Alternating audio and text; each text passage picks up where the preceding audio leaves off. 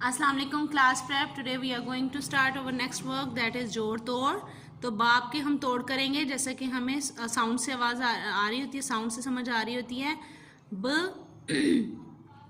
बे अलिफ बा पे बाप। आपा अलिफ मद आ पे अलिफ पा आपा। पे अलिफ पा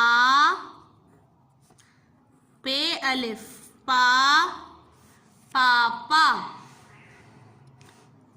चे अलिफ चाटे चाट।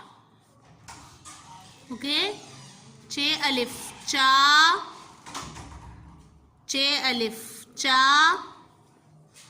चाचा। Writing should be excellent. बे अलिफ बा जीम अलिफ जा बाजा। अलिफ टेढ़ा हो गया, मैं इसको इरेज कर लूँगी।